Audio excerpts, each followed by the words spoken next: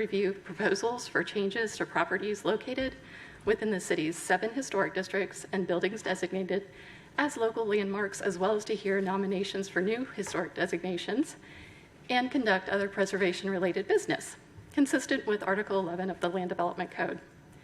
The board is made up of Lakeland citizens appointed by the City Commission and is assisted by the staff of the Community and Economic Development Department, as well as the City Attorney's Office.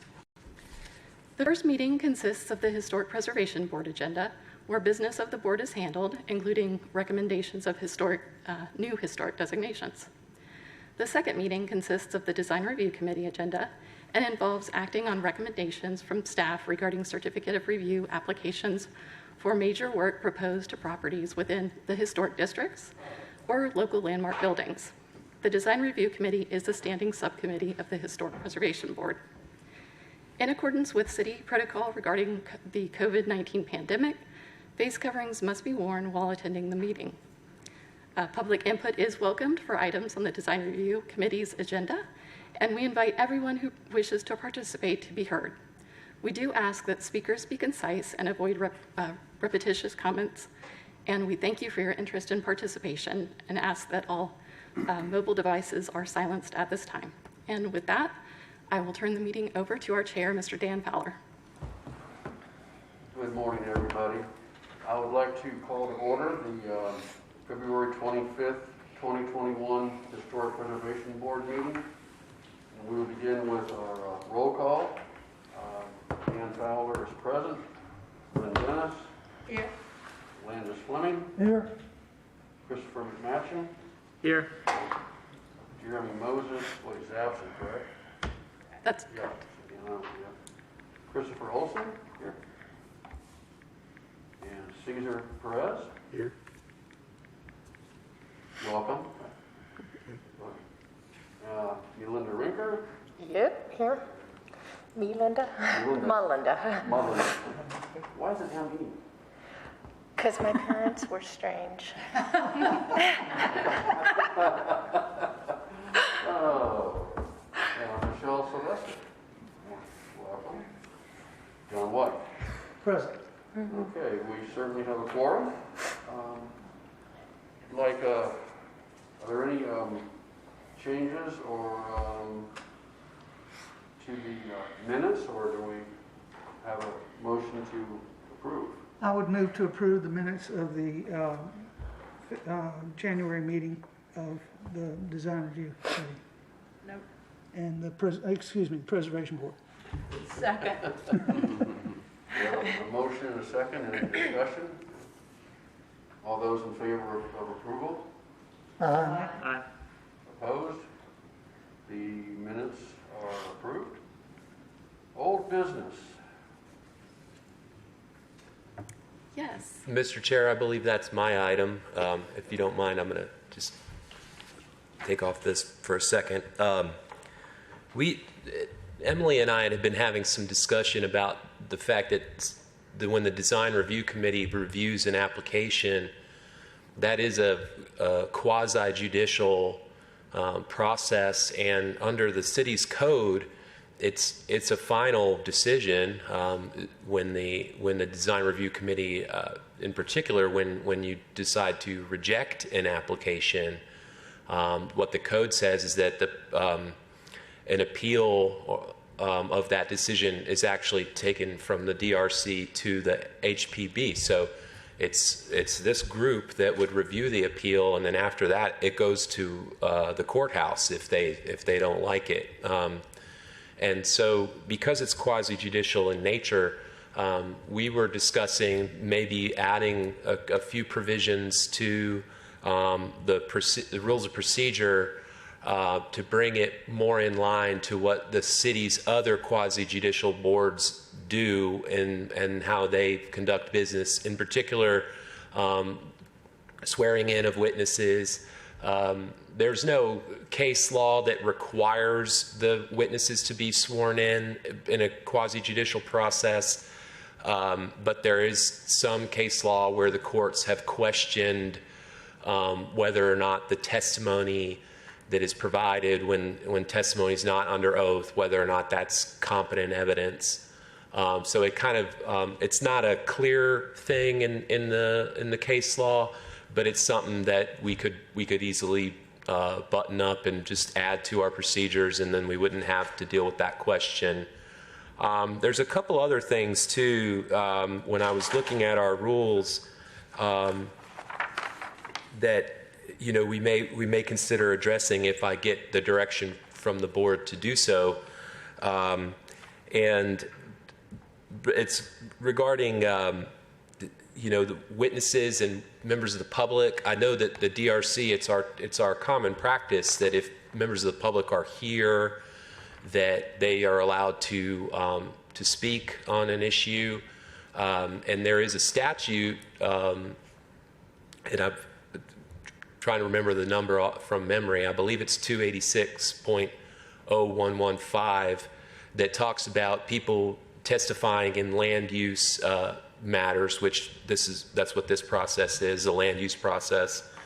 And it says that if people do testify, then the parties then will have the right to examine and cross-examine those folks. And this is a question that comes up occasionally when folks come up and they say something, and then the developer of the project may want to ask that person some questions or respond, and we may want to just clarify that process. We can either allow it or not allow it. What they do in some jurisdictions is they don't allow the developer to directly question the member of the public, but the developer can put the questions to the board, and then the board can ask those questions of that person if the board thinks that those questions are even relevant. Sometimes allowing examination and cross-examination can get a little tense when a project is particularly controversial. So it's something that we can kind of clarify in our rules of procedure, how we want to address that, and then sort of put in what you might call an order of operations on how things are supposed to go when we hear a case. And I have an example from our what we call the ZBA, which is the Zoning Board of Appeals, Adjustments and Appeals for the City of Lakeland, where they've laid that out. And my recommendation to the board would be to just, if the board would allow me to take our rules of procedure for the review of these, the design review process, and just add a couple of due process items following the ZBA model. I wouldn't do anything unusual for this board. I would just follow what the ZBA has been doing, and that would bring some consistency to our quasi-judicial processes across the different boards in the city, and hopefully would clarify some of these things. I don't know if any of these things have been particularly an issue in the past, but we are seeing a lot more development in Lakeland, and some of it is becoming more controversial. So it's better, I think, to have a pretty clean and clear process in place so that when those controversial items do come in front of the board, the procedures are very clear for everyone. Everybody knows how it's going to work. So that's my suggestion, is if I could get approval from the board, and also I'm open to hearing any questions if the board has any concerns or about this, but I would essentially be asking for approval to amend the rules of procedure to add provisions that address the testimony of witnesses, including swearing in, potential time limits, and clarifying when examination, cross-examination can occur. I know that sounds like a lot, but the motion can be as simple as for the assistant city attorney to bring back a draft amendment to the rules of procedure with certain due process items. And then I will take the document, and I believe I have to talk with Emily, because I know that back in August you and I had discussed amending the rules, and I don't recall if we ever did put that amended document forward for discussion. No, and that was the bylaws. The bylaws. Which are separate, yeah. Right. So we haven't made those changes yet. So we have rules of procedure and we have bylaws, and they're two separate documents right now. And then we also have the land development code that describes the procedures as well. So I wanted to put the item forward for discussion and hear from the board what your thoughts were on this. Anybody have any thoughts or questions? Emily, did you bring this up, or was this brought up by? This was suggested on the advice of the city attorney's office. Honestly, I think this is a great idea to amend it, particularly to add swearing in. I feel like there's been some information that has been presented to us that was maybe in question, and having that swearing in would be phenomenal. So It would also bring us in line and be consistent with the Planning and Zoning Board and the Zoning Board of Appeals. So just, consistency throughout the Community and Economic Development Department's boards. Jared, is the expectation on this that when it comes up, it's going to be a one-time deal? In other words, you'd bring it up and we'd pass it that very meeting, or would there be like 2 meetings it's covered? Or Somewhere in either the bylaws or the code, there is a provision that I saw when I was reviewing these documents earlier today that says that the board can amend the rules by majority vote.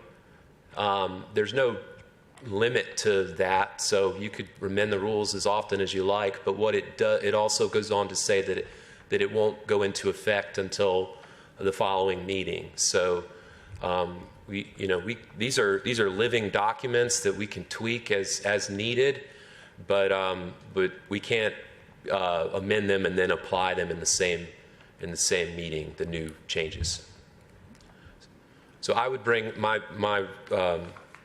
how I think this would go, assuming that the board gives me the direction to do it, is that I would amend these documents and bring a draft back to the next meeting that the board can review and look at the actual verbiage that I come up with, and then approve or make recommendations to change. And if I have to make some changes, then we'll come back until we get a document that the board approves, and then the board would adopt it by a majority vote. It would go into effect the following month. Would your changes be identified by bold or whatever? Yes, I would do an underline strike through type of amendment, and I would be very clear as to what I was suggesting, and I'll even tell you where I'm getting the language from. I might borrow from I intend to borrow from the ZBA, the zoning board's rules, but I may also grab some language from the code enforcement board's rules as well, depending on discussions with Emily. Would it be possible to get them in advance of the next meeting if you've got them ready? Sure, I could probably have them, Emily put it as part of the agenda packet that would be gets sent out. helpful, Jared, so we don't Sure. see it Yes. cold at the meeting. Absolutely, I can absolutely do that. can I make a motion that you amend? You said there's 2 things. Which 2 are they? So I can name them? Well, I guess just to keep it broad, to give me some room to work, I would just say I'm requesting to bring back a draft addressing testimony and other due process items. I would like to make a motion that you bring back a draft to those 2 things. Rules and procedures and bylaws. Yeah, those. I'll second the motion. My mind just drew a blank even though you just said it. Help me today. We have a motion and a second. Is there any further discussion? Then this will be a roll call vote. Dan Fowler for the motion. Lynn Dennis, For the motion? Landis Fleming, Or, Christopher Matson, For the motion. Christopher Olson, For. Cesar Perez, For. Yolanda Ricard, For the motion. Linda, Michelle Sylvester, Or? and John White. For the motion. Okay, the motion passes. Great. Thank you. Thank you.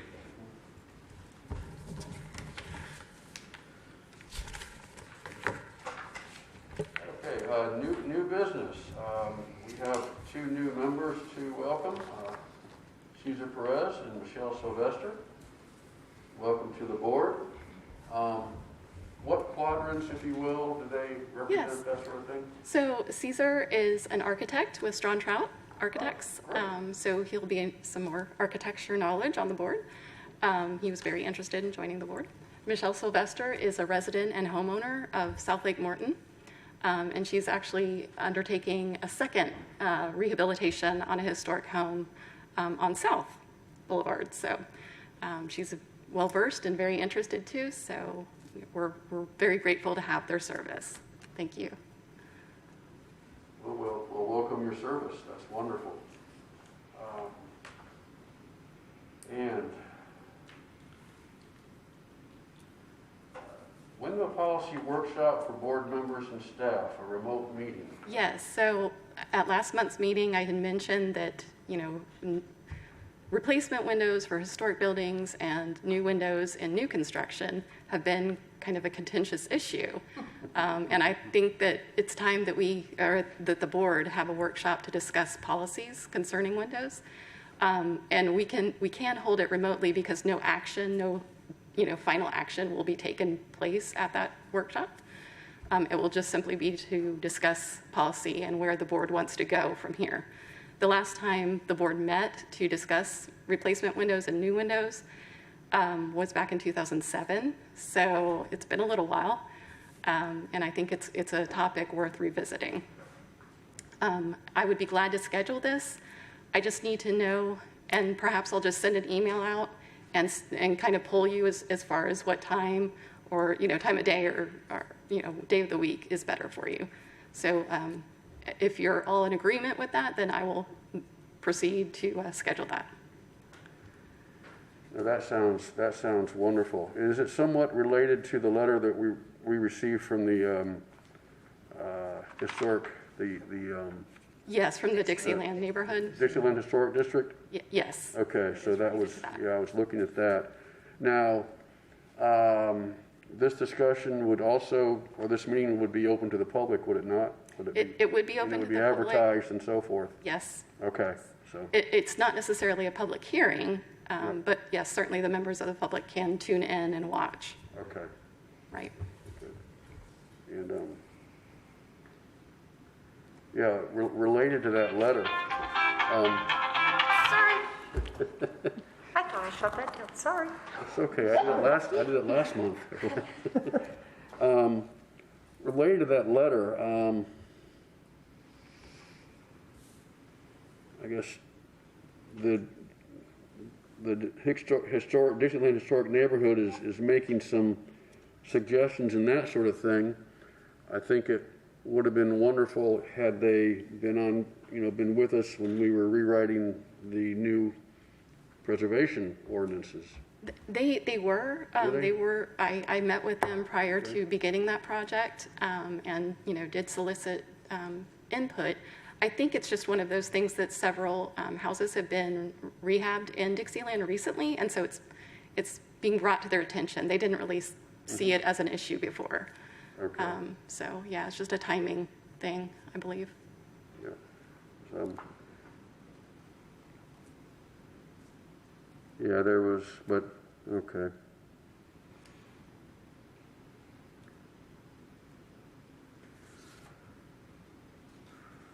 With regard to the letter that was given to us last meeting, anybody have any comments regarding that or discussion items? Or I think most of it are things that we can discuss when we have the window. Yeah. I think it would be best to maybe hold that discussion until we have a Okay. policy workshop.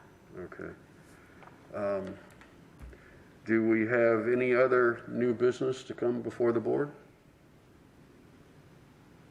If not, I would ask for a motion to adjourn to begin the design review committee meeting. So move.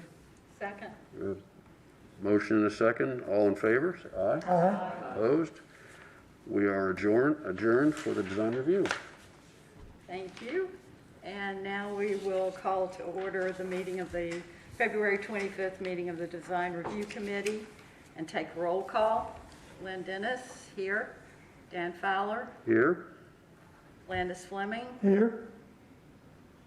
Jeremy is not here, Christopher McMucken, Here. Melinda Rinker, Here. and John White. Present. Very good. Okay. We have the minutes up for approval. Are there any corrections or additions? I would move approval of the January minutes of the Design Review Committee. Do I hear a second? Second. All in favor? Aye. Aye. Motion passes. This review of certificates of review administratively approved January 22nd through February the 16th, 21. There were 13 cases. Hopefully you've had time to look over those. Does anyone have any questions of staff? Hearing none, we will then move to the public hearing portion of the meeting and review of applications. And our first applicant is HPB 20-211 at 1121 South Lincoln Avenue. Requesting final approval to convert an existing window opening to a doorway and add a small covered roof patio to the south elevation of the house on the subject property. The owner, Merlin Properties of Central Florida, LLC. The applicant, Ms. Yelisa Paramount Building. And this was continued from our last month meeting because there was not a representative present. Is there a representative present today? Hi, would you step up and identify yourself, please, at the microphone? Yeah, my name is Diego Parano. Okay, very good. Thank you. And are there any conflicts of interest on the committee? And Emily, may we have the staff report? Yes, ma'am. Okay. So the subject property consists of one lot and a portion of a second lot of record, which total 0.26 acres in total area size. And on the subject property is a single-family house built circa 1954, which features a gabled roof and is masonry vernacular in style. This house has been altered by the installation of replacement windows, and a masonry detached two-car garage also exists on the western side of the property. These buildings are considered non-contributing buildings within the Dixieland Historic District. The applicant proposes to reorient the main entrance of the house from the east elevation that currently faces South Lincoln Avenue to a new doorway on the south elevation that faces West Belmar Street. An existing window on the south elevation will be removed to accommodate the new entrance doorway, in which a masonite full-light door will be installed. Or excuse me, it's not a full-light door. It is a craftsman-style upper light door. A wooden gabled roof overhang supported by 6-inch by 6-inch wood posts will be added to the new entrance for cover from the elements. The existing front porch and doorway on the east elevation will remain as is. And this is just a slide showing the existing conditions of the floor plan and the proposed new floor plan.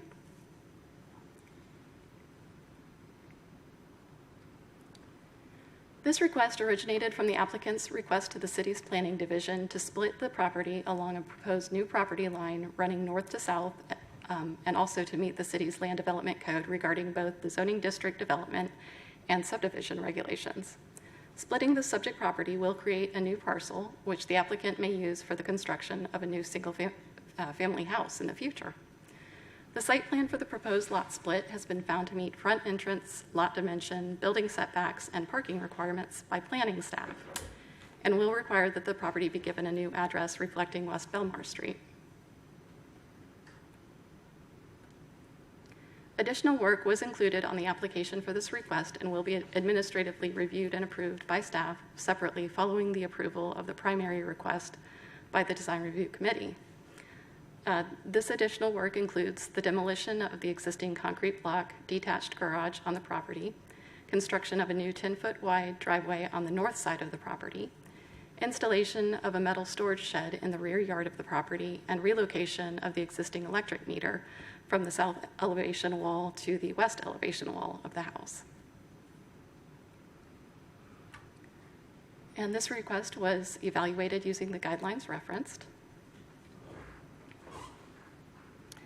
Generally, changes to individual lot lines from the pattern established by historic platted subdivisions is not supported by staff due to historical development patterns that provide a foundation for historic context, and also setting and designation of those historic districts.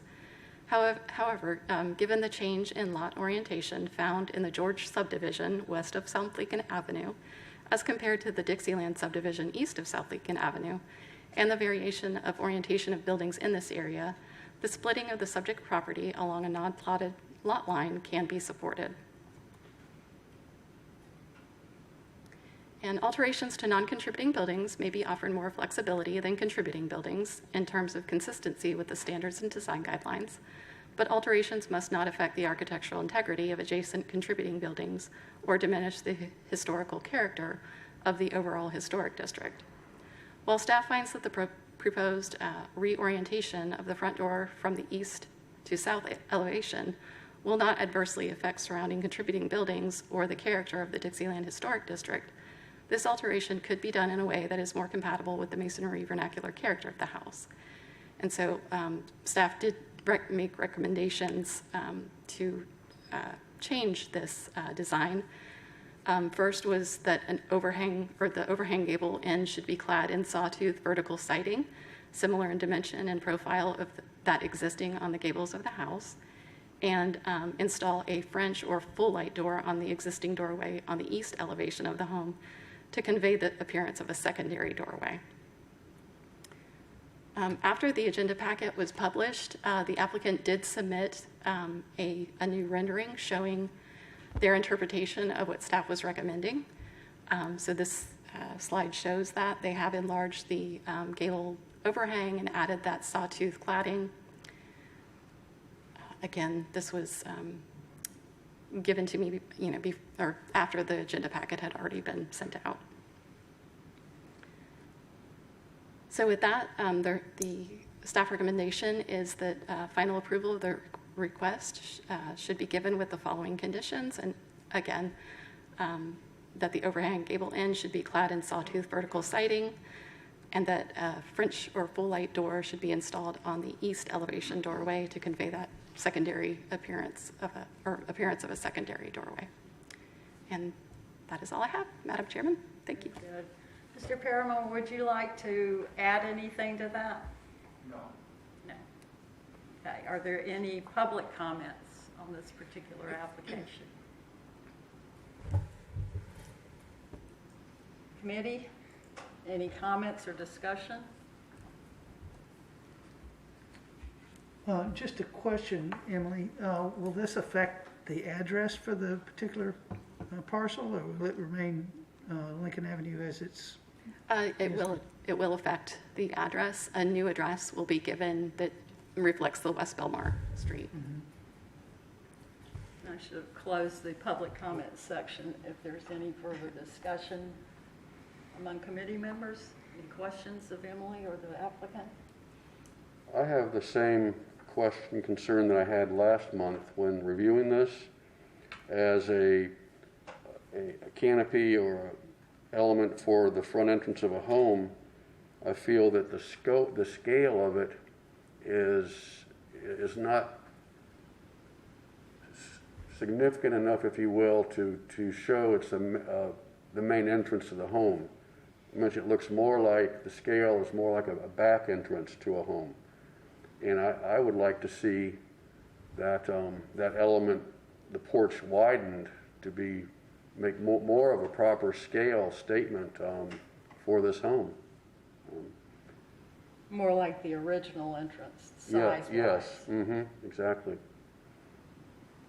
So Are you talking like taking the gable there and bringing it all the way over, say, that middle window and kind of putting a porch area there? And I'm just saying, it would remain centered on the front door, just you widen it maybe, on each side to make it, How much room have you actually got on that? and then the other is, it's, the height issue, they could raise the roof of it so that the right-hand side, that right angle, is in the same plane as the upper roof, and then on the other side, you're bringing that out, and then so you keep the same angle of the roof and so forth, so, but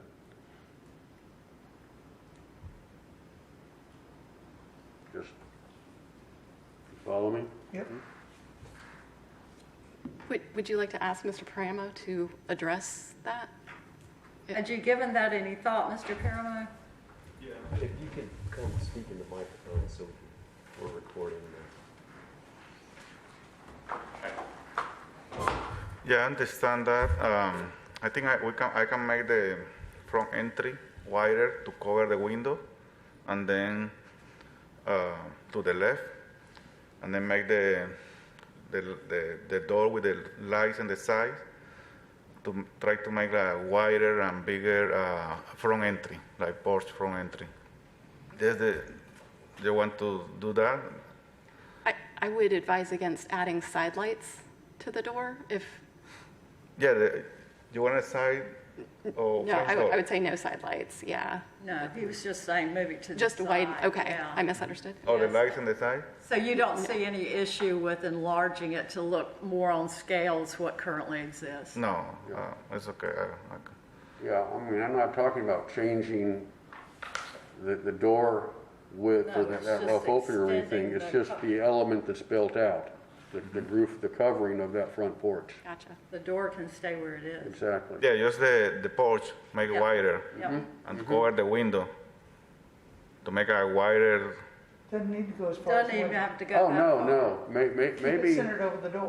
it's hard to tell the scale, but say the door is a 3-foot door, maybe as simple as 2.5 feet on each either side. yeah, because we had the front entry 6 feet. Where we're not, and I'm not, it doesn't need to be, I'm not saying as large as the existing one on Just more, around the corner. Okay, Just yeah, I can make one not a wider. huge change, just a little would help the scale tremendously. yeah. Yeah, Just okay. something larger. And honestly, having it larger means you've got more sitting on your front porch availability as well. Or not getting wet carrying in the groceries. Right. I can make the porch all the way to cover the window, and then looks like a wide or big porch front entry. We were saying just go equal distance on either side, and you don't have to go all the way to the window. Yeah, not Keep at the all. door centered and just go whatever it is, 2 feet on either side of what you've got now. Okay. Yeah, so as it's drawn, it looks like it's got a 12-foot beam over that door. So maybe if you just went up to like a 16. Okay.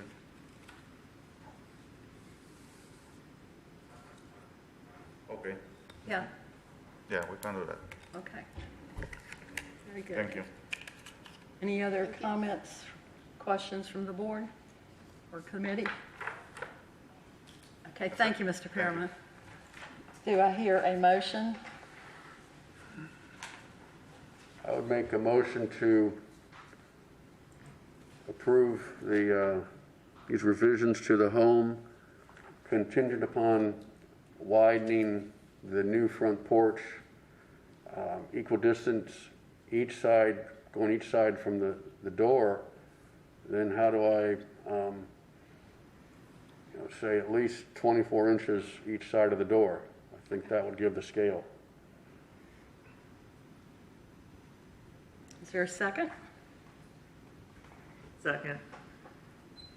Any further discussion? And that takes into account the staff recommendations as well? Correct. Okay.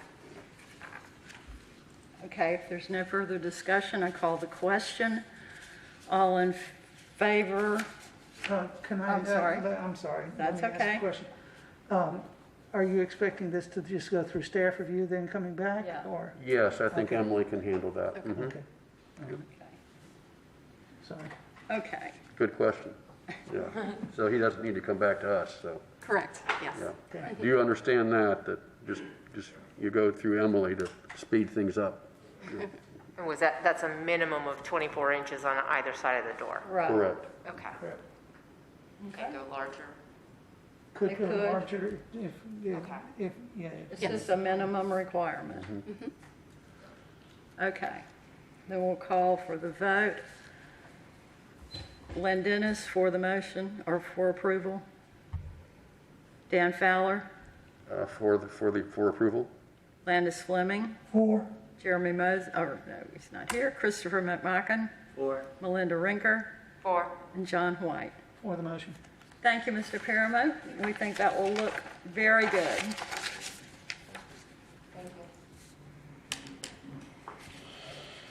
Okay, our second application to be reviewed is HPB 21-030, 302 West Park Street. Final approval requested to replace existing siding and windows. The owner applicant, M&P Restoration LLC. Okay, are there any conflicts on the committee? If there are no? No. You were muttering. I was just confirming. Sorry. Wait a minute, which one? Very good. Seeing no conflicts, Emily, may we have the staff report? Yes, ma'am. Thank you, Madam Chair. Okay. So the subject property is located on the southwest corner of West Park Street and South New York Avenue and is 0.17 acres in size. The lot contains a one-story, single-family house built circa 1921, which is a contributing building in the Dixieland Historic District.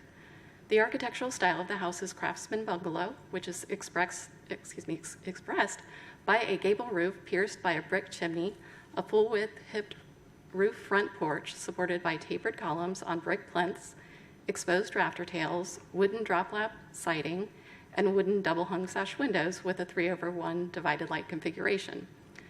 Alterations include the removal of all original windows as of late 2020 and the screening in of the front porch. In February 2020, during the historical review of the building permit related to this request, staff provided comments to the applicant concerning replacement siding and windows. Staff noted that the existing original wood drop-lap siding did not appear to be deteriorated beyond repair and recommended repairing the existing siding where necessary instead of installing new siding. Additionally, staff stated that the 5.25-inch exposure Hardy lap siding was not appropriate for use on the house as it does not match the drop-lap profile of the existing siding.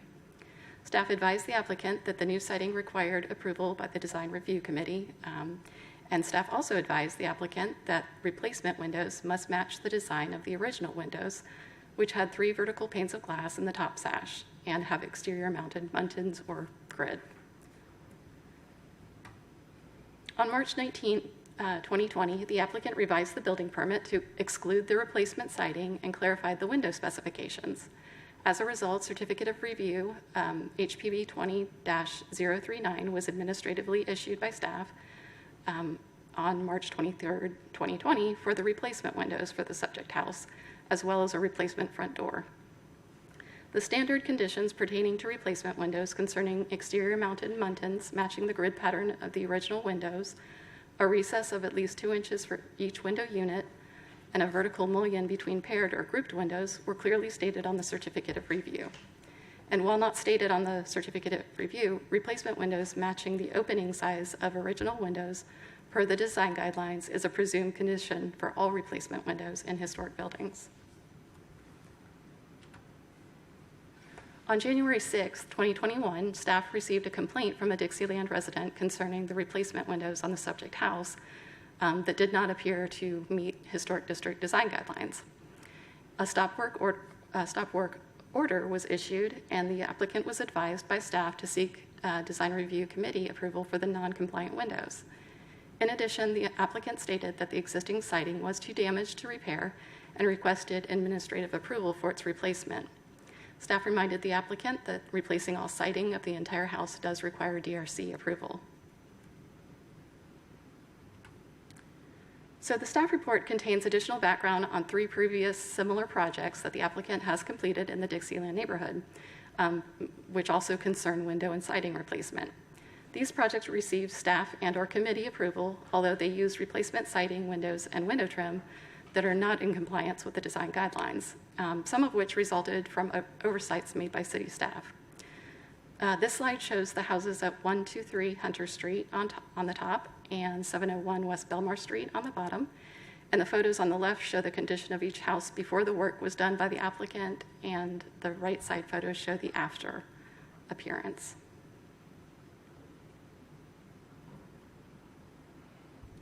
And then this is a third project, 723 Ariana Street, and before and after.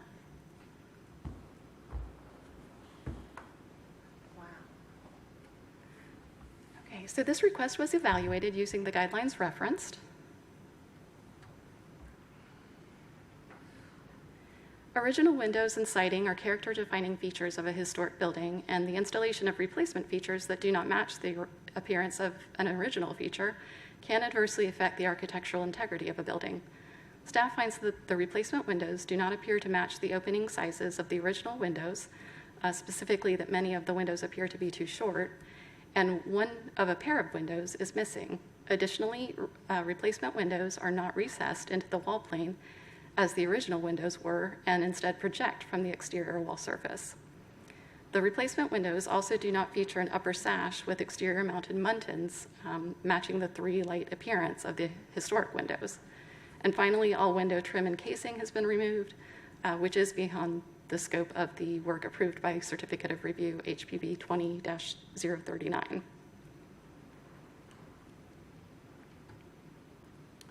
In evaluating the request for the replacement siding, staff finds that the existing historic drop-lap siding features a recessed channel profile that is different from the hardy siding lap profile and is therefore inconsistent with the design guidelines, as the 5.25-inch exposure hardy siding will not recreate the appearance of the drop-lap siding.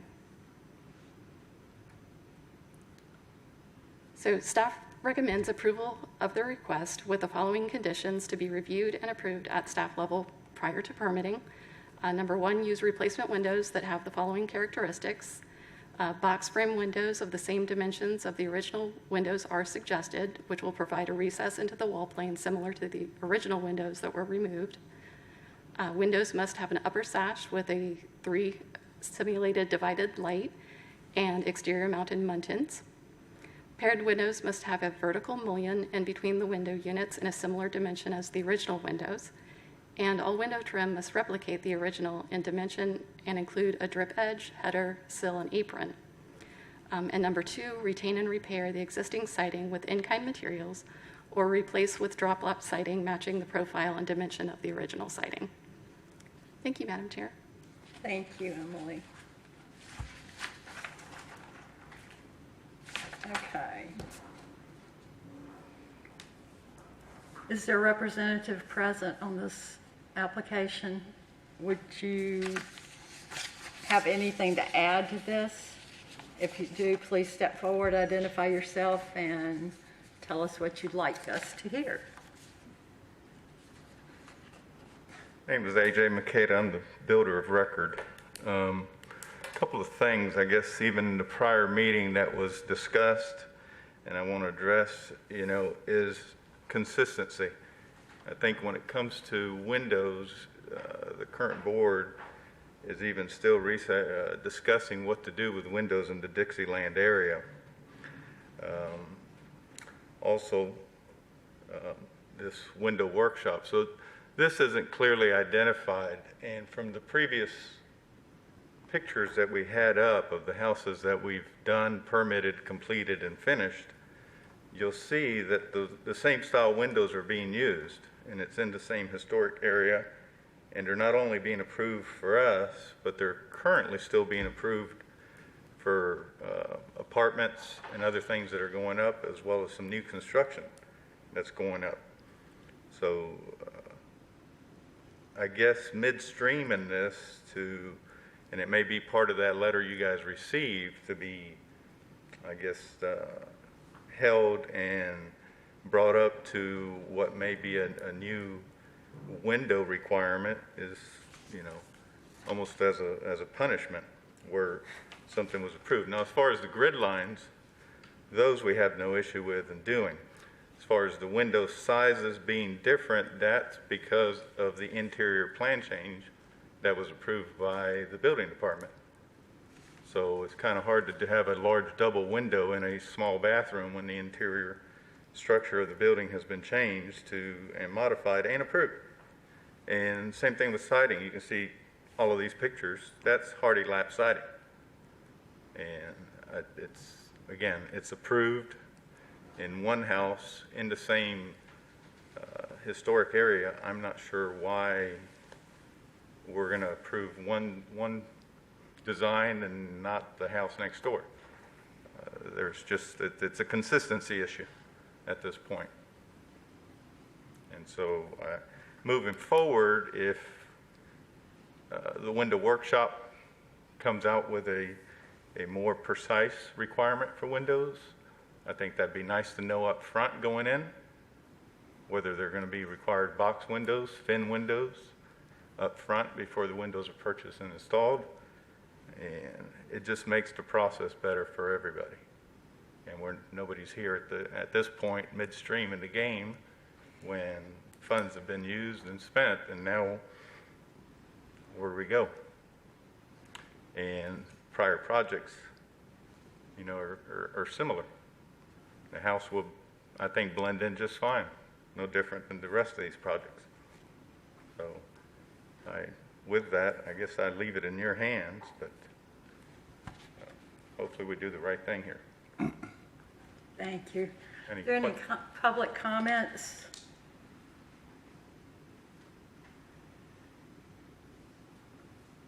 Emily, did you say you reviewed?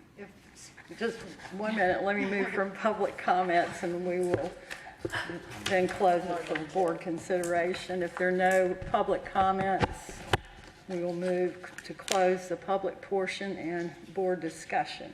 Christy? Emily, did you say you had reviewed this in March of 2019 with the owner? 2020. 2020, okay. And had given administrative approval Yes. with recommendations? I gave administrative approval with conditions, and those are the standard conditions that we always use with windows. I did mention at that time that I wasn't able to approve the siding replacement, that request would need to come to the committee for approval. I'm just asking because the owner representative said that, he didn't have notice in advance of buying the windows. I would disagree with that. I do agree with his assessment that the building permit was approved on our building side for interior changes that affected the exterior, which unfortunately sometimes mistakes happen, and that wasn't conveyed. Emily, on the change of window sizes, when that did that come to you as far as with the building plans that the windows were going to have to be adjusted? I don't recall seeing elevation drawings in those plans that would indicate that the window sizes were changing. Okay. Yeah. Question, it says on March 19th, 2020, applicant revised the building permit to exclude the replacement siding and clarified the window specifications. What did he clarify? What exactly window specifications were clarified? Because then, and I'm skipping a portion of that paragraph, then it says January 6, 21, a stop work order was issued, and because of the windows. So, I mean, what I'm concerned about here is that, I mean, I get his point of okay, things are changing, but we're here to clarify and stick by what the standards are. And I mean, the standards for the windows have been in the books and the paperwork for quite some time. So it's not like we've particularly switched them that I'm aware of. You are correct. So what am I missing here?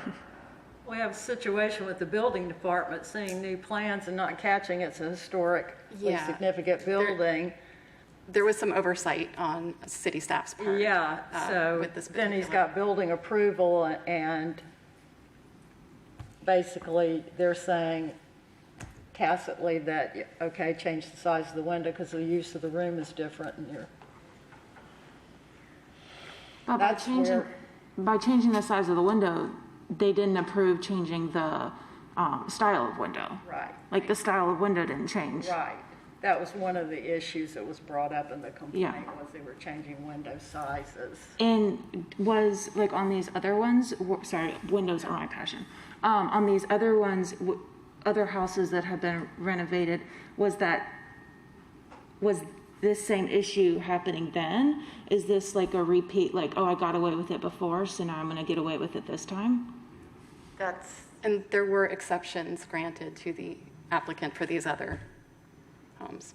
So But then- the standards are still in Are place. still- yeah, and when we you- treat each property on its own. Yeah, that's the thing. Basis. You can't do, in our world, I think you cannot do a blanket statement. We try to look individually, take Right. the owner applicant into consideration, the historic building we're dealing with, you know, everything that's involved in it. And for that particular It was fine for structure, that project. come up with the best solution that adheres to historic preservation guidelines, but also takes into consideration the needs, whatever it is, Right. of the owner applicant. So it's to say you can come up with like one thing and say, okay, you can never do this, and this is how it is, Right. and it's just across the board. Yeah, I guess we could do that, but that would be, I think, highly unpalatable to That'd be a the little onerous, world yeah. Right. of people trying to work on things. It's also the responsibility of the person who owns the property or renovates it to know the rules. Yeah. I mean, and they're publicly posted. If you move into a neighborhood with an HOA, it's your responsibility to know the rules of the HOA. Yeah. I mean, I have things I'd like to change at my house too, but I'm in a historic home, and I'm fully aware that I have to follow historic preservation guidelines because of my homes, and that type of window just wouldn't work. It doesn't look right. You know, I'm okay probably with the window openings to some extent, but you know, the size change, I'm totally not okay with that type of window. And I mean, that changes every inkling of historic nature.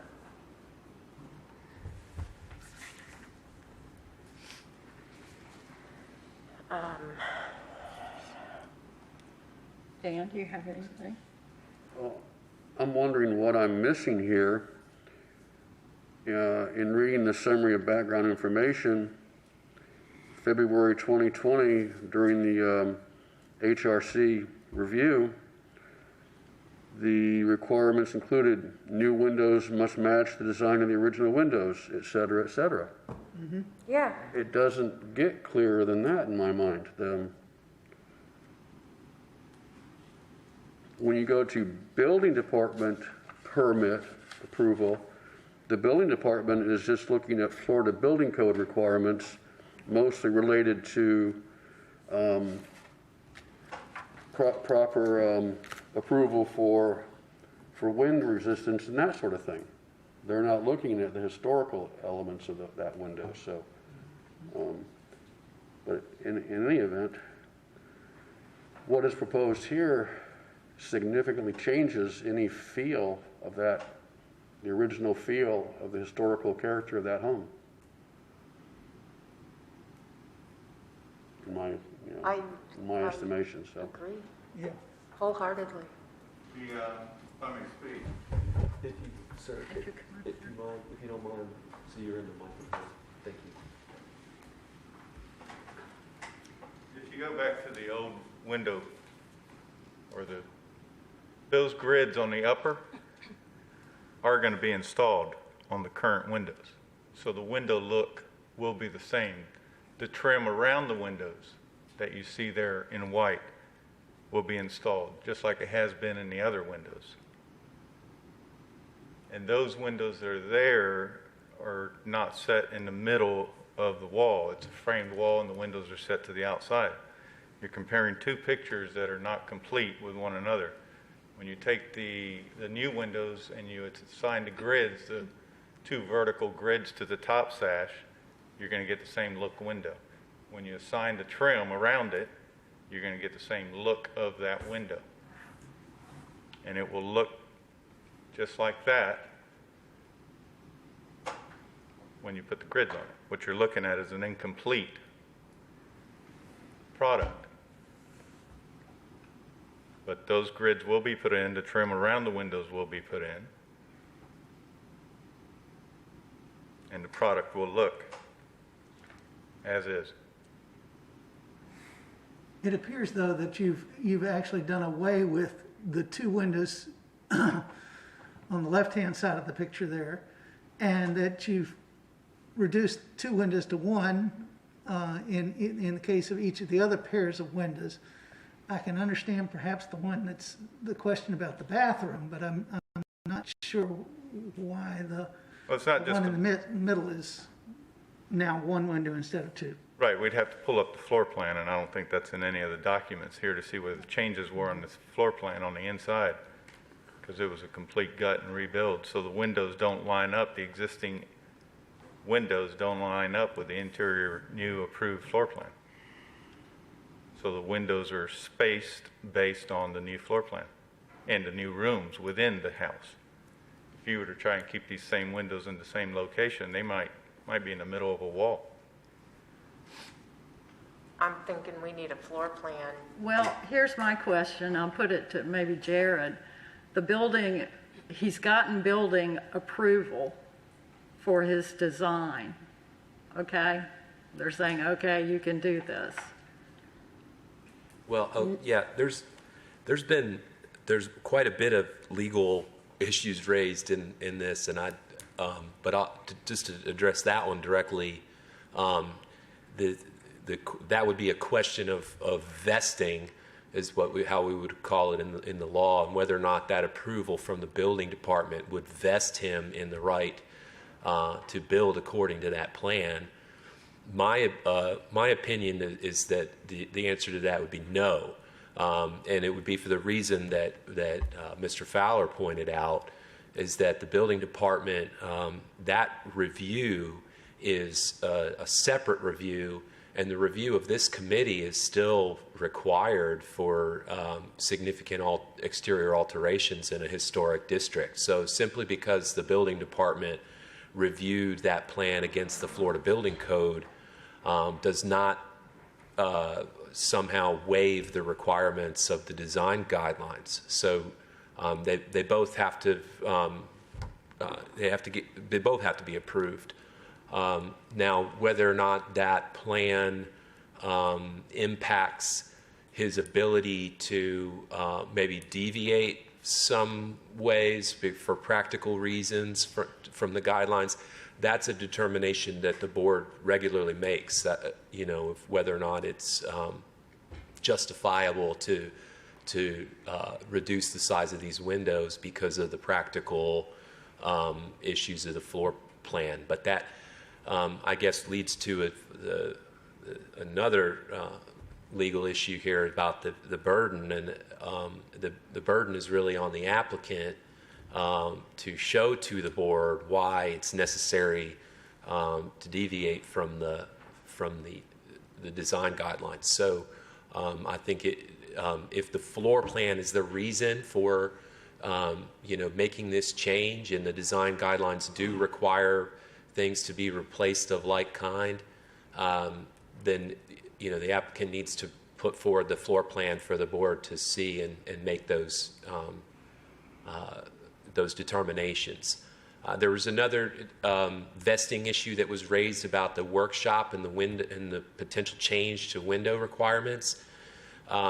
That's a situation where the applicant would be vested. So the design guidelines that apply to his application now, he's in permitting, he's in process, those design guidelines apply. And so if the board decides to change the requirements for windows next month, he is vested into the requirements that are in place at the time that he applied for permitting. So that's a situation where he has vested. But the building department does not have the authority to issue a certificate of review, which is an authority that's been delegated to this board. So he can't, the building department cannot vest him into It seems we need a change in process that anything falling under the historic designation first comes to here before it goes to.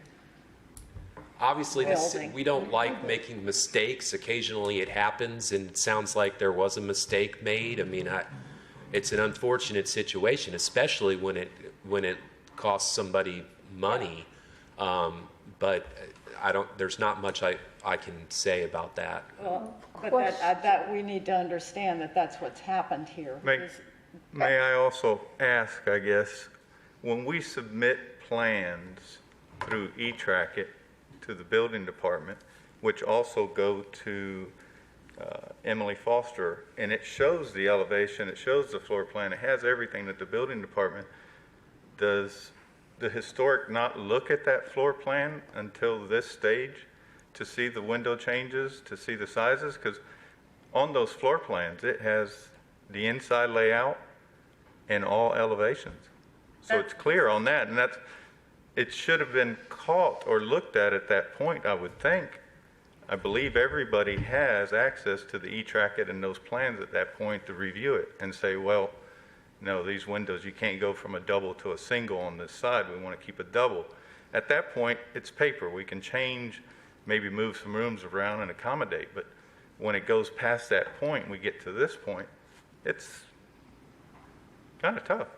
Submittal to the building department via e-packet is not the same as the submittal required to the Historic Preservation Board. There are two completely separate paths. And what we have seen in the past is actually, I think the requirements for the submittal to the Preservation Board, in fact, include elevations, floor plans, and that sort of thing. And all that in the past projects happens during the design stage, not when the drawings are finished and ready for a building permit.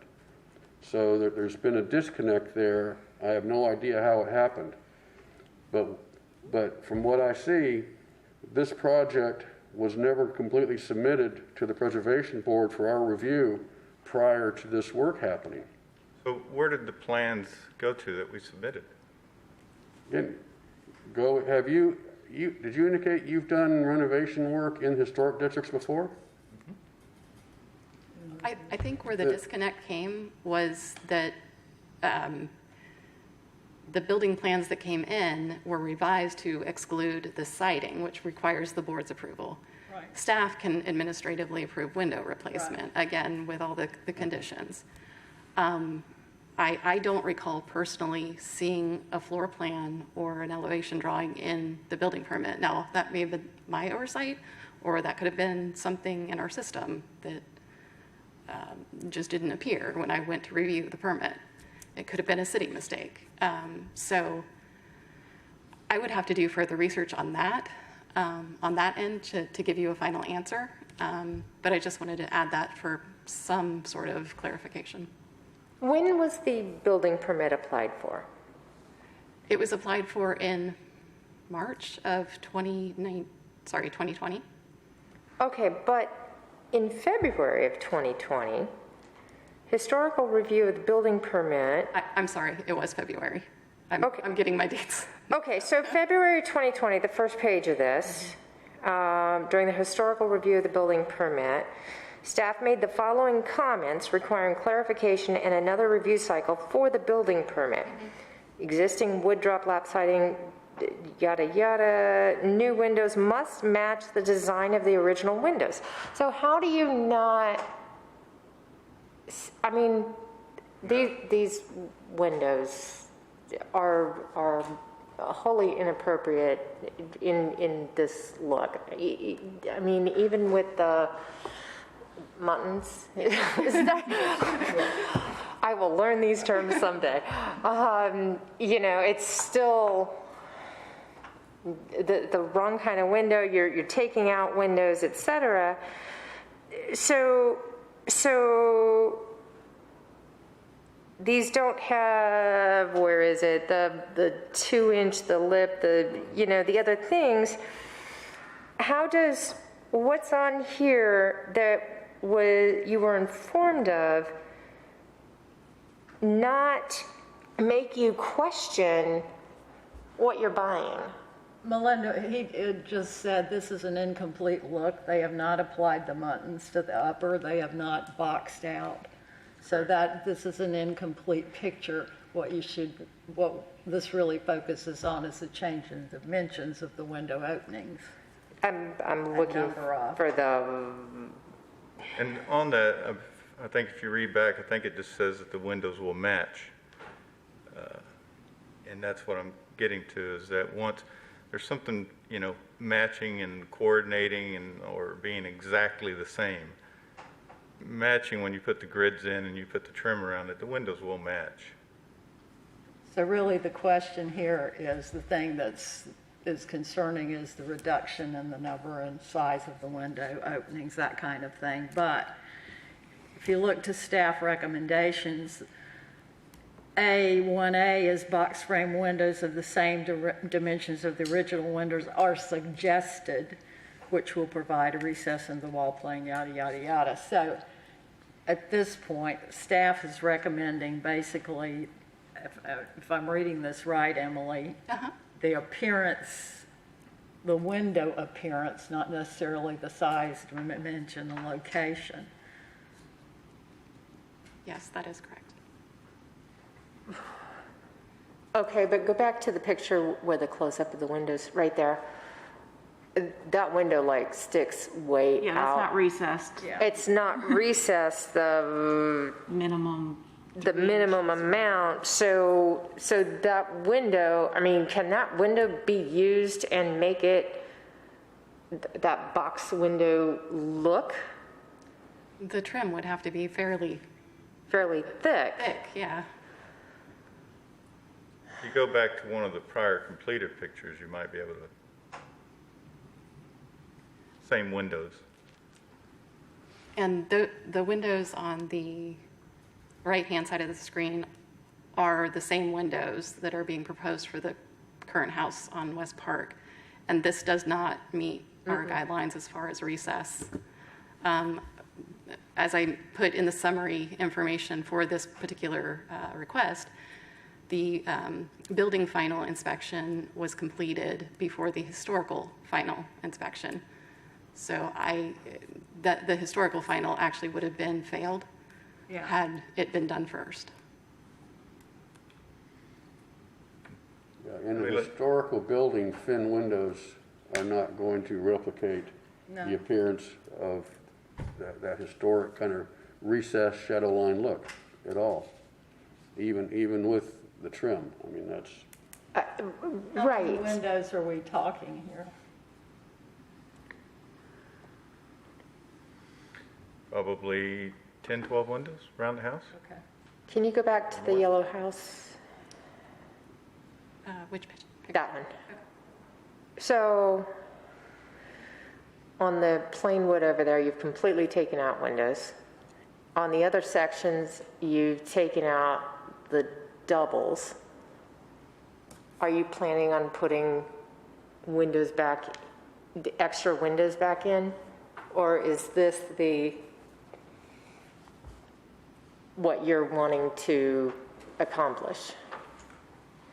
Yes, that's the accomplished based on the interior floor plan that was approved by the building and now is all framed, electrical, HVAC, all of that's been moved forward to do that. It's almost... Okay, but you've been through this 3-4 other times. You should know the process by now. And That's, I have to ask you, the process is not extremely clear. yes, it is. You have to go through building and you have to go through historic preservation when you have a historic home. You have to go through historic preservation to get approval of this. You cannot say that this, I mean, you could say it, but it's wholly inaccurate. You have to go through historic preservation to get approval of this. And if you ever have any questions, you can email Emily. She usually responds back the same day. Understand. She's amazing with this. What I'm saying is, in our thought, we went through that process. And she told you this window was not appropriate, that you had to have the other type of window back in February of 2020. They didn't specify any specific type of window. They didn't specify a box frame window up until just recently after she reviewed this site. It was a matching window. Correct, and the window proposed. Matching in terms of its depth within the plane too, is the Right. question. Matching as far as looks and appearance.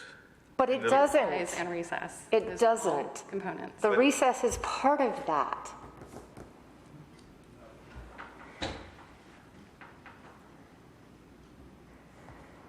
I have never seen a recommendation that did not say recessed. Yes.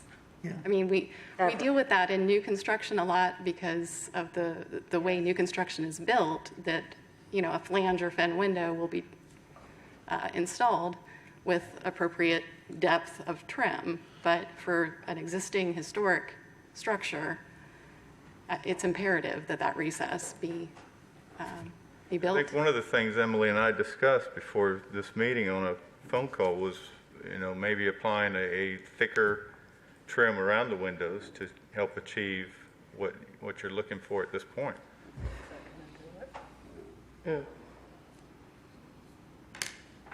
Okay, I think we all, do you have something else to add? No, I think we need a proper submittal of this project pursuant to our design guidelines, floor plan, window information.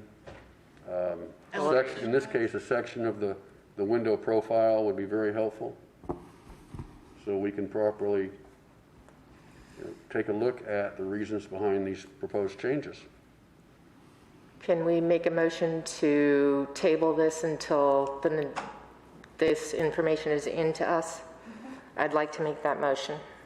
Okay. And we're including in that motion a requirement for floor plan, elevation drawings. Floor plan, And a window elevation, Section. A the window section. windows, everything. Okay. All details, please. Do I hear a second? Second. Call for a vote. All in favor? Aye. All opposed? Okay. Thank you for taking care of that, so we can move ahead. All right, we'll move to our next certificate, or next application, which is HPB 21-035, 1114 East Palmetto Street. Final approval requested to demolish the aluminum sunroom on the rear elevation of subject house and build an addition. The owner is Mr. Kevin Blanks, the applicant Mr. Jason Fabsick with Willow Built, Inc. Okay, any conflicts? Emily, would you read the Yes, ma'am. Thank you, Madam Chair. recommendations? Okay, so the subject property is an interior lot consisting of 0.18 acres. And on the subject property is a masonry vernacular house built in 1947, which is a contributing building in the Biltmore Cumberland Historic District. The one-story house is a side-gabled structure with a front-facing gabled L, which is constructed of struck concrete block and features a shed-roofed front stoop. The gables of the house are covered in aluminum lap siding. All windows have been replaced with single hung sash vinyl windows. The applicant's request proposes to remove an aluminum screen room on the rear elevation of the home and build an addition consisting of 437 square feet onto the rear elevation. And the addition will consist of a master bathroom, family room, and utility room. The design and materials for the addition are intended to match the existing house. This slide simply shows the existing condition on the left and the proposed addition on the right.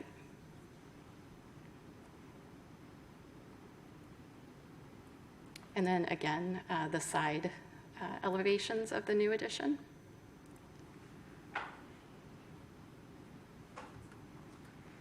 So materials proposed for the addition include a raised concrete foundation with crawl space venting, painted struck block walls and aluminum lap siding in the gable end, vinyl single hung sash windows, a craftsman style 6-light 3-panel door, architectural roof shingles, and aluminum fascia and soffit.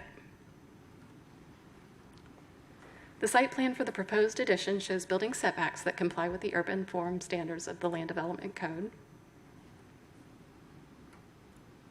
And this request was evaluated using the standards and guidelines referenced. So in evaluating the request with the standards, staff finds that the requested addition does not disturb the spatial relationships that characterize the neighborhood, and the essential form and integrity of the subject house is maintained. In evaluating the request with the design guidelines, the materials of the proposed addition reflect the materials of the house and are generally compatible with the guidelines.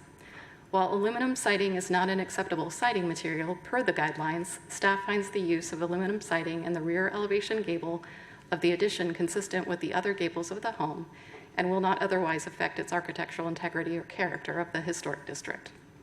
The design of the proposed windows, as well as roof pitch and form, is also consistent with the style of the subject house and guidelines. Furthermore, the addition is appropriately placed to the rear of the home. So the staff recommendation is final approval of the request as submitted. And thank you, Madam Chair. Thank you, Emily. Is Mr. Babsick here, or would you like to add anything to that? Okay. Any questions from the committee of Mr. Babsick? That was short and sweet. Any public comments on this particular application? Hearing none, any questions from the committee?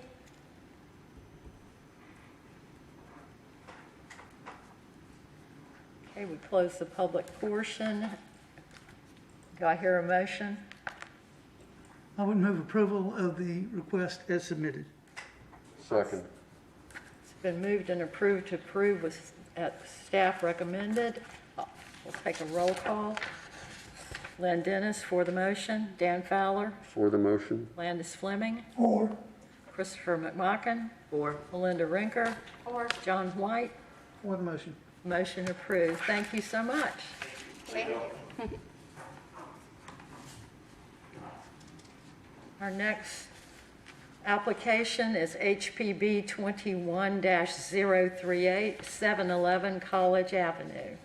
Final approval requested to build an addition onto the rear elevation of the existing house on the subject property, as well as to expand the existing porte-cochere. Owner Ms. Jennifer Smith and Mr. Roberto Nunez, and applicant Mr. Leonard Wood. Okay. Any conflicts among committee members? Emily, would you share a report and recommendation? Yes, Madam Chair, thank you. The subject property is an interior lot consisting of 0.11 acres. And this lot contains a one-story single-family house built circa 1917, which is a contributing building in the South Lake Morton Historic District. The architectural style of the house is a bungalow, which is expressed by a gable roof, a full-width front porch supported by square columns on brick plinths, and an integrated porte-cochere, exposed rafter tails, wooden drop-lap siding, and wooden double-hung sash windows with a 1/1 light configuration. Alterations include a pair of French doors on the north side elevation and the addition of a wooden deck also on this elevation. The applicant's request proposes to remove an existing rear addition and side deck and construct a new addition and deck onto the rear elevation of the house in a similar footprint. The new addition will increase the living area of the house by 129 square feet. The proposed new deck will wrap around the north side elevation to the rear and will be 280 square feet in size. The request also proposes to extend the roof line of the porte-cochere by 2 feet on the north side elevation in order to accommodate wider vehicles. The design of the addition and porte-cochere extension is intended to match the existing design of the subject house. And materials proposed for the addition include a concrete pier foundation, novelty wood siding to match the existing drop-lap siding, fiberglass French doors, architectural asphalt roof shingles, and pressure-treated lumber for the decking. The site plan for the proposed addition shows interior side building setbacks that do not comply with the minimum setback of 5 feet that is required by the Land Development Code. If this request is approved by the committee, the applicant will need to request a variance from the Zoning Board of Appeals and Adjustments from this building setback requirement in order to proceed with the construction of the new addition and deck. And this request was evaluated using the standards and guidelines referenced.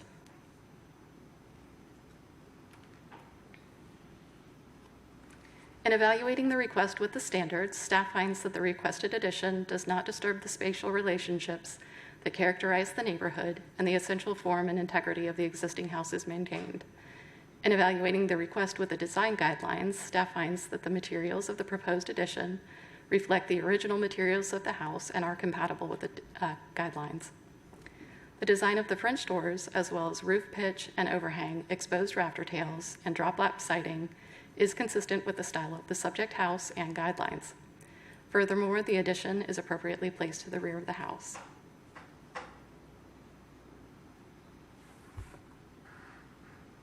And finally, staff finds that the proposed deck is appropriately placed to the side and rear of the home and will use materials that are consistent with the design guidelines.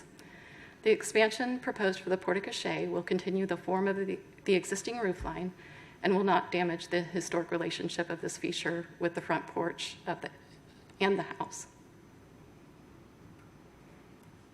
So staff recommends final approval of the request as submitted, with the understanding that the applicant will need to obtain a variance for the building setbacks of the addition, deck, and porte-cochere extension. Thank you, Madam Chair. Thank you, Emily. Is the applicant here? Do you have anything you'd like to add? One little idea. The reason for the porte-cochere, it was designed for a Model T. If you pull today's vehicle in there, you barely can open the doors. And so we're trying to leave the roof structure exactly the same, just unfortunately the two posts out there are 4x4 steel. So we want to move them out as far as we can, wrap them in wood, make them more acceptable, and make it so that somebody can actually park their car there and bring groceries in. So that was the only reason for that. The rest of it, the back of it, the former owner, which it shows is Jennifer Smith, well, she's already sold, but she took what was the back screen porch and she abominated it into an attempted bedroom. Oh God, with less than a 6-foot ceiling. And so that's why we said, take it out, and we're gonna try to make something, because when you're sitting on the open patio from the Red Door restaurant next door, you're looking directly at this and it's like, ugh. Very ugly. So we're trying to also improve the neighborhood. That's fine. Thank you very much. Are there any public comments on this particular application? Hearing none, I'll close the public portion. And any questions from the committee? No, just a very playful comment. How dare you want to actually fit a car in there? Just kidding. It could have a hitching post and, Horse and buggy time. Horse and buggy time. Very good. But that's interesting. In homes built back then, a steel post would have been most unusual. It was. I wonder if the porte-cochere is an addition itself decades ago. I don't believe it to be, but those support posts were The support definitely post replaced. probably. Yeah. You're right. If I could add, this house has had 4 additions done to it. My goodness. unfortunately, over the years. And I'm sure at one time it was probably a 4x4 pressure-treated post or a pine post, long since gone, and they went with steel, but it's Yep. ugly. It's not ugly, it's ugly. Ugly. Thank you for the humor at the end of this. We appreciate it. Very, Emily, in situations like this, where clearly the home is being improved, the neighborhood's being improved, are variances normally approved for something like this, for the setback? I can't speak on that. The applicant would have to prove that a hardship exists Yeah. in order to have that variance granted. And because other staff basically makes that interpretation, I wouldn't be able to comment on that. very good. Do I hear a motion? Motion to approve per staff recommendations. Do I hear a second? Second. Okay, roll call vote. Lynn Dennis for the motion. Dan Fowler. For the motion? Landis Fleming. 4. Jeremy Moses is not here. Christopher McMacken. Or Melinda Rinker. 4. John White. For the motion. And the motion is approved. Thank you so much. Very good. Now, we move on to HPB Yeah. 21-040, 238 North Massachusetts Avenue. Final approval requested, major rehabilitation to the subject building to accommodate mixed-use redevelopment consisting of commercial, office, retail, food and beverage, and residential uses. Owner, 238 North Massachusetts LLC.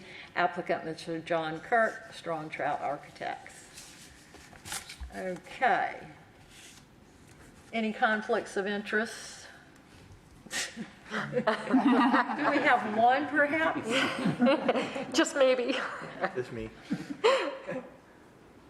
Is that a yes? Yes. Okay, very good. Then I will ask Emily for the staff report and recommendation. Yes, ma'am. And just to clarify, since Cesar and Michelle are new, Cesar can still comment or ask questions, but obviously, since he's not a committee member, he wouldn't be voting anyway. So I just wanted to clarify that. Very good, thank you, Emily. So the subject property is located at the southwest corner of North Massachusetts Avenue and East Bay Street and consists of one lot of record with a total area of 0.41 acres. On the property is a 2-story commercial building with 2 one-story buildings attached on its south and west sides. Built circa 1926, this building is a contributing building in the Munn Park Historic District. The 2-story structure is locally known as the Gore Building and features the Mediterranean Revival architectural style as expressed in its stucco and brick cladding, terracotta barrel tiles, and glazed tiles on the roof parapet, and pierced attic vents. The building's second-story windows are double-hung sash wood windows with a 4/1 divided light configuration and are all presently covered. A storefront consisting of a recessed entry, plate glass display windows with metal framing, glass block, and ceramic tile is present on the east and north elevations and is covered by a hipped roof canopy with asphalt shingles. And both of these features appear to not be original to the building and have been altered over time. And this is just a slide showing the interior of the buildings. This was provided by the applicant.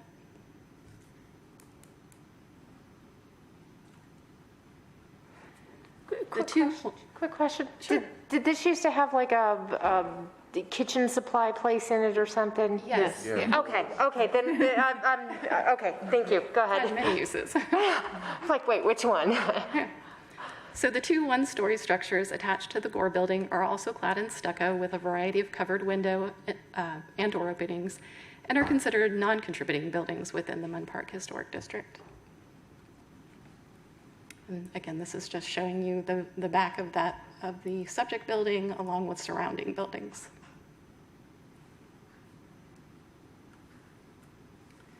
In addition to a total renovation of the interior of the buildings and new mechanical systems, the proposed rehabilitation will include the following work to the exterior of the buildings. All existing window and door coverings will be removed.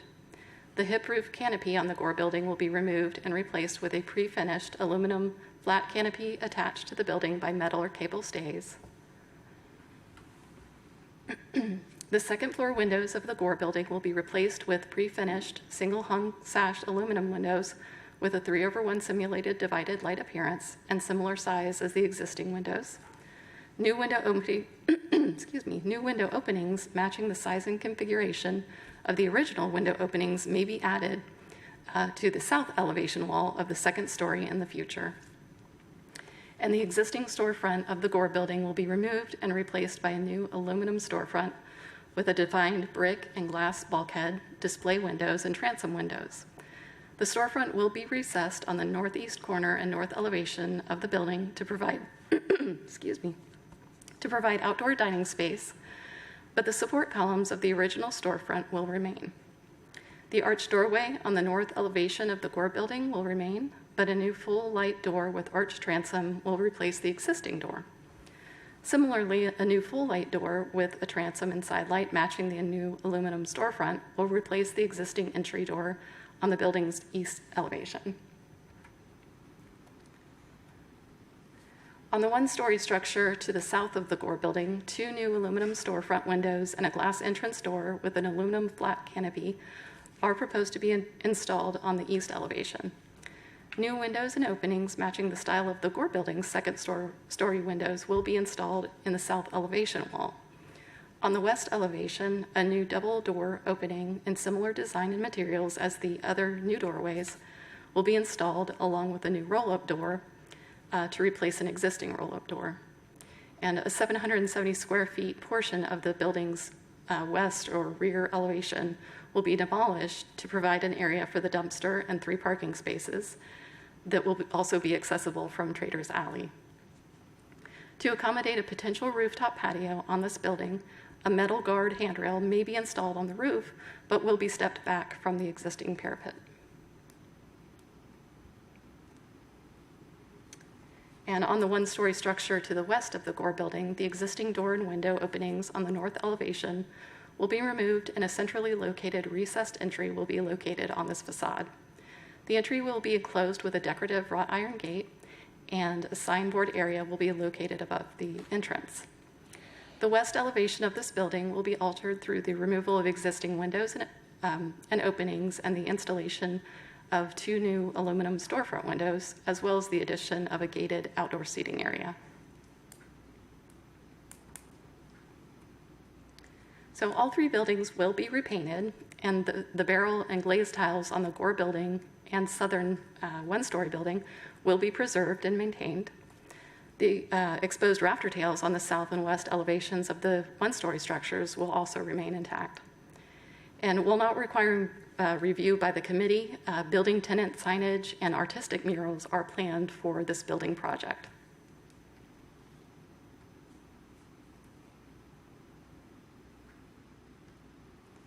And this slide just shows a more detailed elevation drawings that were included in the agenda packet.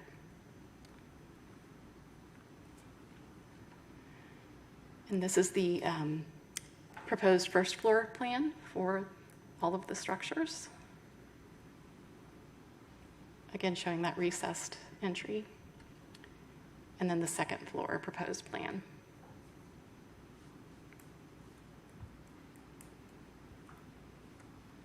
So this request was evaluated using the standards and design guidelines referenced. And staff finds that the proposed rehabilitation work meets the intent of the standards and design guidelines in terms of treatment of historic architectural features, replacement materials, and reconfiguration of spaces and fenestration. As stated, the storefront and canopy of the Gore building are not original features of the building, but have been in existence for at least 50 years.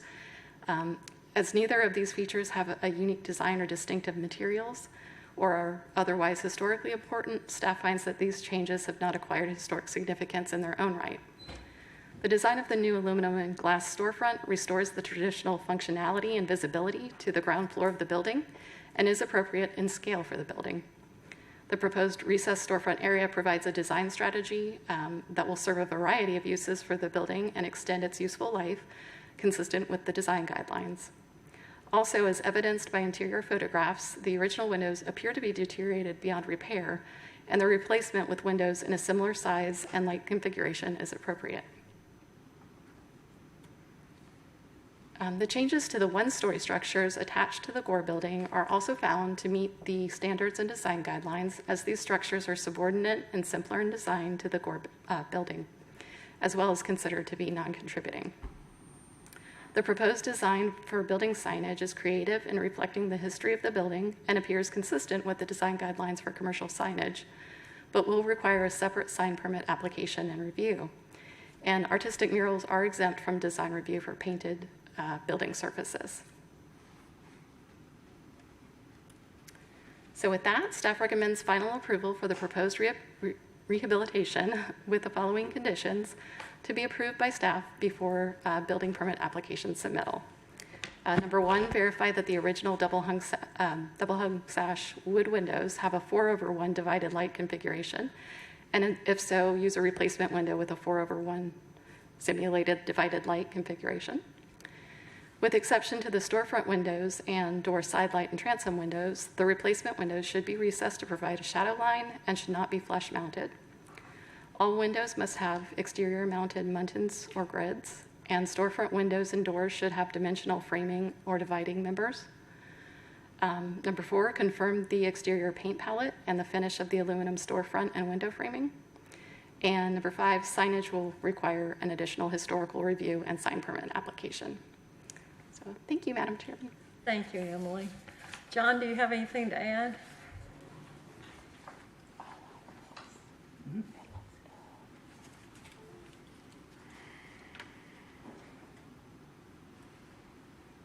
Good morning. For the record, John Kirk with Strawn Child Architects.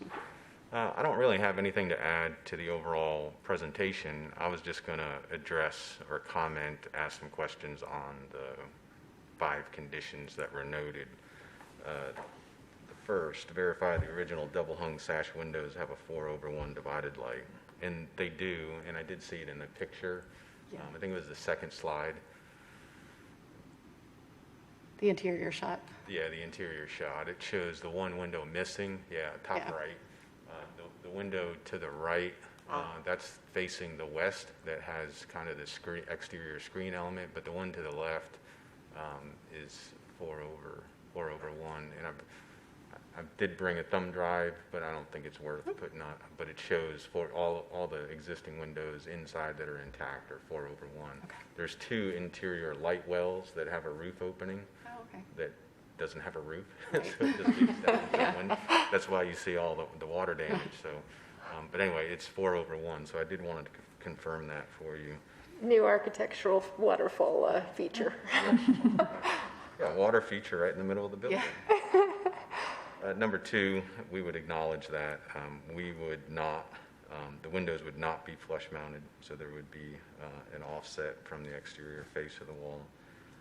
3, we acknowledge that all windows must have exterior mounted grids.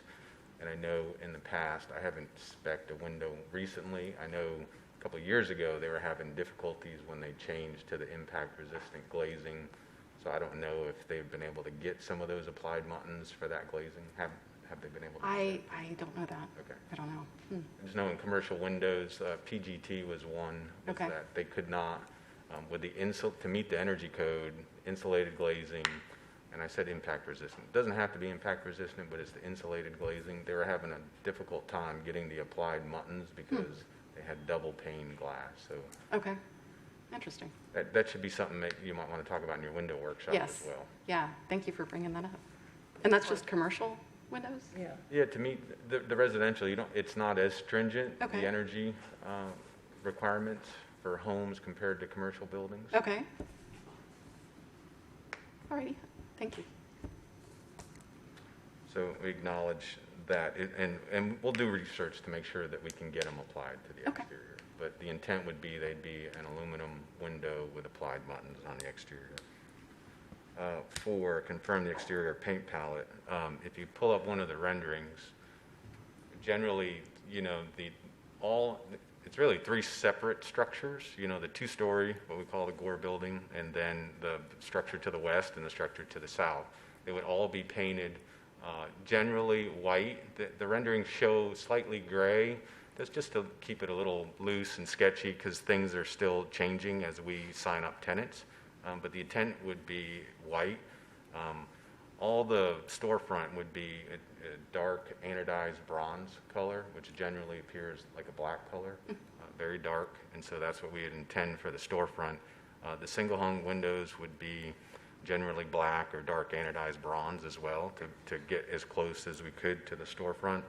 The canopies would be that same palette, black or a dark anodized aluminum color. And then the signage, number 5, I just wanted to ask for clarity. It says signage will require an additional historical review. So would that mean coming back to this board or just meeting with you? And Yes, staff level review, not committee review. All right, perfect. All right, that's all I have. Very good. Any questions from the committee? Yeah, just more one comment. You say that the windows here are going to be the darker tones, either black or the dark bronze or whatever. Yes. Have you researched that you can get this particular style and color? What I want to avoid is having it come back and go, oh, well, we couldn't get dark, we had to go with white. No, you can get them black. Okay. Yeah, it's not white is the on the shelf, go to Lowe's or Home Depot type thing, and you could buy a white window all day long, but you can order them black. Okay. I like this. It's cool. I like the oven mitt. Any other comments? John, is the intent on the projecting sign that comes out towards Massachusetts, that's pretty much the design for that particular element? I hope so. That's what we came up with, Cesar and I. And just so you know, and I should have said it earlier, but Cesar and I worked very closely on this, and so you've got a very talented young architect on your board adding to the quality of the board, so he'll be a great asset for you guys. But yes, I hope that is the design. That's something that Cesar and I put together, and I do want to show you. Okay. Yep. Put this on, because there is a slide. There's 2 slides. One, we reached out to Luann Mims at the Special Collections, her library, and she gave us a list of the previous uses for the structure. And if you noticed on the side, it might be like slide 3, Emily. All right, I think a couple more. Okay, there's the interior light well there that's got an open roof feature. You see the picture to the right, you see the 4 divided light. That's the interior shot. There's one where I talk about signage, where I showed kind of like a mood board. Okay, so this one here talks about the uses, and I highlighted 2 of the uses, and this is where the name for the potential owners would like to kind of rebrand the facility as the Wit Cigar Building. And it has a previous, usage for that in the store, manufacturing and wholesale of the cigars. And so we want to pick up on that. And I think the next slide talks about. So one of our ideas was, obviously utilizing that to be able to brand the building. And I think it, is a brand that would do well here in Lakeland. And so all the exterior signage then, we want to have influenced by cigar packaging, labels, and things like that. And so the overall theme, signage theme, if you go back to the rendering or forward, it might be 4 or 5 slides down, you'll notice that we started, so on this one here, the main marquee sign, the Gore sign, the previous Gore sign was a projecting sign off the wall, and had right on the corner, and the sign actually rotated and had the ability to kind of spin slightly. Here, we don't want to get involved in that because those signs are a maintenance item, and so we located the sign really on the west side of the building just because it becomes perpendicular with Massachusetts Avenue, and I think it's more, that sign is for the vehicle. And then we show some signage below the canopy And this is where, right now, we just don't know who the tenants are, right? And depending on who that is, but we want to pick up on this idea of this cigar label as being part of the overall brand for the facility. And so all the exterior signage, right now, it's conceived that it would pick up on that theme. So the long answer is yes. I hope that the sign, that Prime ID sign, stays as is, unless you have some comments about it. No, that was just a question. Okay. Is that the design that Emily would be looking at? We I hope. think- We hope so. I do think that's We appropriate. hope so. I just wanted to say I appreciate the thought that John and Cesar went through in thinking about the history of the building and reflecting that, through signage, and I just appreciate you for doing that. Yeah, because Very think thoughtful. sometimes it's not as integrated, and we really would like the signage integrated with the architecture, and then it makes sense, and it doesn't feel like it's just stuck on the building. And so I think you end up with a better product, and then ultimately it's just a better branding opportunity for the tenants to be in this building. Thank you for taking the history and the styling of your potential signs and whatnot into account with the history of it and kind of pulling that in. And I truly hope that once you get your interior done, that some of those pictures you showed with the cigar stuff is going to end up on the walls. This is phenomenal. Thank you. It's really good. Thank you. Any other comments? No, I'm Questions? really gonna miss that wonderful glazed I can't believe you deserve Anyone that. except Dan? Well, and Can I just make a motion to approve this Do I hear a second? per staff recommendation? Can we have an amendment to that? What? Oh, gosh. No, related to the signage, that if the sign remains as designed, that is approved and doesn't have to go back to the board. I will make an amendment to that. I would like a motion to approve this, and that if that sign and signage remains like this, that it does not have to come before the board again, Which was per staff recommendations otherwise. That's fine, especially if there's lighting or anything involved that would require, if it's just a static sign without lighting, that only requires staff level review and it wouldn't come back to the committee. But if there is lighting in that sign, I don't know if that's planned, but that would not need, based on this motion, that would not need to come back to you. Okay. Okay, so just to clarify so I understand. So one, the intent is the letters themselves. So I was the architect for Mass Market, and we put the sign on the exterior of that building. And the way that those letters read, it's a black box with the letters protruding, and there's an interior lit sign, and those letters kind of glow. And so the letters here would be perceived to be the same thing. The same signage box, same construction, similar type thing.